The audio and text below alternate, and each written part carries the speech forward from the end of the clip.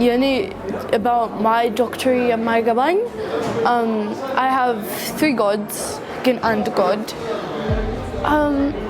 I know that Jesus came to save me. እግዚአብሔር ደግሞ ካለሱ ፍቃድ ኢየሱስ አይመጣም ነበር። ግን I am a little struggling on the Holy Spirit ቦታ። በዚህ ዘመን ያለን አማኞች ክርስቲያኖች ስንቶቻችን ስለ እምነታችን ጠንቅቀን እናውቃለን? ስለ ዶክትሪን ብዙ እውቀቱ የለኝም። ዲፕሊ ገብቼ ማጥንቼው አላውቅም።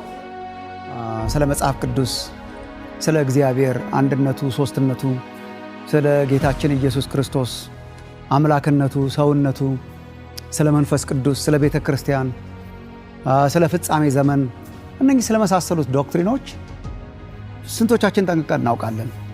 ማወቅስ አለብን ወይ? እንደ ክርስትና ከሆነ ግድ ነው ማወቅም አለብን። አውቃለሁ።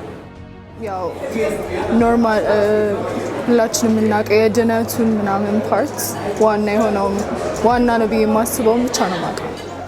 መሰረታዊ እምነት እንዳለኝ አስባለሁ። ግን ከኔጌቲቭ ተነስተን ነው የምናውቀው። እነሱ ይሄንን ስለማያምኑ እኛ ይሄንን እናምናለን።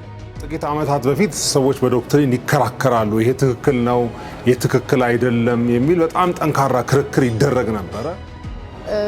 ብዙዎቻችን የሚያለያየን ነገር ነው የሚመስለኝ እና የሆነ አለመግባባትን እና የሚፈጥር ነገሮች ነው የሚመስለኝ።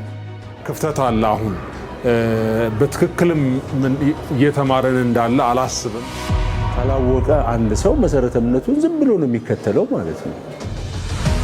እኔ እንደማምነው በጣም ብዙ አማኞች የሌሎች ሃይማኖቶች የማያምኗቸውን የሌሎች ሃይማኖቶች ዶክትሪን የሚያውቁ ይመስላል። የራሳቸውን ጠንቅቀው የሚያውቁ አይመስልም። ከዚህ የተነሳ በጣም በአስተሳሰብም በስነ ምግባርም በመንፈሳዊ ልምምዶችም ውስጥ በጣም ብዙ ኮንፊውዥኖች፣ በጣም ብዙ ግራ መጋባቶች እንመለከታለን በቤተ ክርስቲያን። ይሄንን በተወሰነ ደረጃ ለመመለስ የሚቀጥለው በቤተ ክርስቲያናችን ውስጥ የሚሰጠው ተከታታይ ትምህርት እነሆ እምነታችን በሚል እነኚህን መሰረታዊ ዶክትሪኖች የምንማርበት ተከታታይ ትምህርት ይሆናል። ምናልባት 1 ዓመት ተኩል ገደማ የሚወስድ ተከታታይ ትምህርት ይሆናል።